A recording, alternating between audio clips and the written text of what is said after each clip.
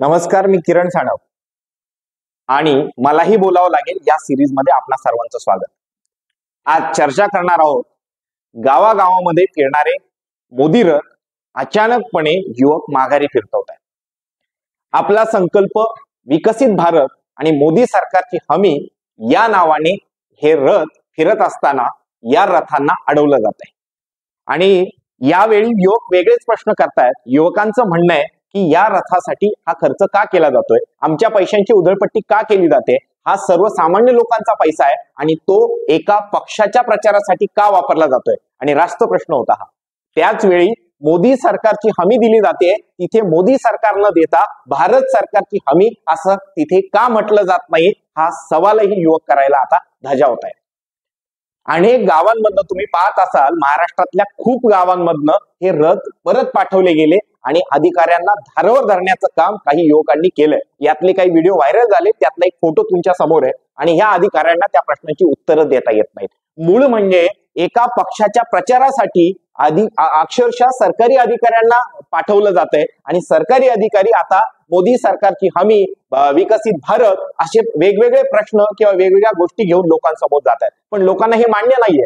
त्यातल्या त्यात शेतकऱ्यांवर गेल्या कित्येक वर्षात अन्याय झालाय आणि त्यामुळे शेतकरी हे आता ऐकायला तयार नाही।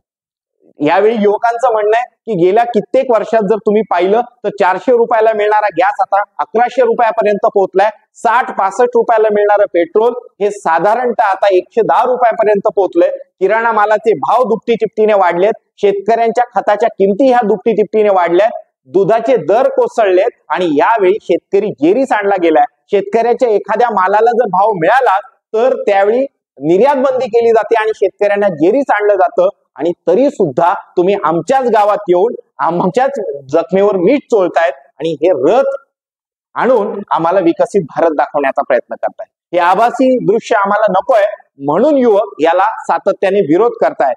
म्हणजे मी गेल्या कित्येक वर्षापासून ही गोष्ट मला जाणवते की तुम्ही बघत असाल की एकच चेहरा तुम्हाला प्रत्येक ठिकाणी दाखवला जातोय, मग तो महाराष्ट्रातल्या किंवा देशातल्या प्रत्येक पेट्रोल पंपावर असेल, रेशनच्या धान्यांच्या पिशव्यांवर सुद्धा तुम्हाला पाहायला मिळेल आणि खतांच्या गोण्यांवर सुद्धा तुम्हाला एकच चेहरा पाहायला मिळतो।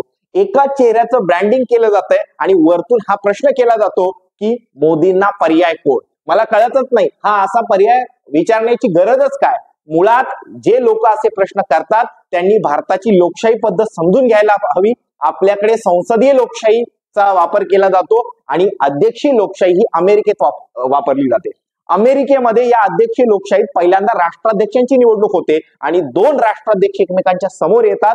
त्या निवडणुकीमध्ये ती निवडणूक झाल्यावर इतरांची नेमणूक केली जाते, म्हणजे खासदार निवडले जातात। परंतु आपल्याकडे तसं नाहीये। आपल्याकडे बहुमत प्राप्त पक्षाचा नेता पुढच्या काळामध्ये संसदेमध्ये तो पंतप्रधान केला जातो आणि त्यामुळे पहिल्यांदा खासदार निवडणं आणि मग देशाचा पंतप्रधान ही संसदीय लोकशाही पद्धत आपल्या भारतामध्ये। नेहमी जर विचारलं जातं की मोदींसमोर कोण, मला कळतच नाही की कित्येक वर्षात देशाला कशाला पाहिजे कोण, पर्यायच पाहिजे हे का असं। यापूर्वी जर तुम्ही देशाचा पूर्ण इतिहास सुरुवातीपासून पाहिला तर नेहरू देशाचे पंतप्रधान यांच्या निधनानंतर म्हणजे यांचा अचानक मृत्यू झाला आणि देशाला नवे पंतप्रधान मिळाले लालबहादूर शास्त्री। लालबहादूर शास्त्रींचं नेतृत्व चांगलं होतं। जय जवान जय किसान या हाकेने त्यांनी देशभर आपल्या नेतृत्वाची चमक दाखवली होती, पण दुर्दैवानं त्यांचाही लवकर मृत्यू होतो आणि त्यावेळी सुद्धा असा प्रश्न पडत नाही की पुढे कोण, पण कारण त्यावेळी सक्षम नेतृत्व सांभाळणाऱ्या इंदिरा गांधी देशाच्या पंतप्रधान होतात आणि आयर्न लेडी म्हणून जगभर आपलं नाव त्या कमावतात। इंदिराजींची 1984 मध्ये गोळ्या झाडून हत्या केली जाते। यावेळी सुद्धा देशासमोर प्रश्न पडतच नाही की पुढे कोण, त्यावेळी राजीव गांधी समोर येतात आणि देशाला तंत्रज्ञान आघाडीवर सक्षमपणे पुढे नेतात। देश विकसित होत असतो आणि या सगळ्यांमध्ये मला असं वाटतं की नेहमी राजीव गांधी नंतर अनेक पंतप्रधान देशाला मिळाले, आले गेले, पण तरी सुद्धा देशाला हा प्रश्न कधीच पडला नाही की पुढे कोण आणि यानंतरही असा पडणार नाही। आणि त्यामुळे मला असं वाटतं की नेता परिस्थिती तयार करीत नाही तर परिस्थिती नेत्याला तयार करते।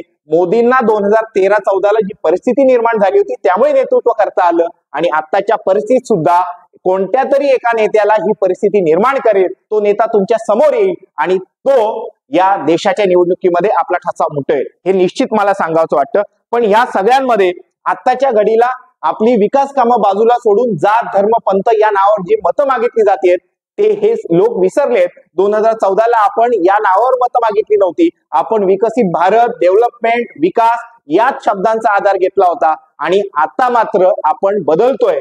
हे सगळं थांबायला हवं आणि पुढच्या काळामध्ये ही जाहिरातबाजी बंद करा, आमच्या पैशांचा गैरवापर करू नका असा सक्षमपणे युवक सवाल करीत त्यांना माघारी फिरतवत आहेत. आणि हे चित्र फारसं बोलकं आहे. मला असं वाटतं मी ज्याप्रमाणे बोलतोय त्याप्रमाणे ही चित्र बोलकी आहेत आणि यातनं आपण बोध घ्याल एवढंच सांगतो आणि थांबतो. धन्यवाद.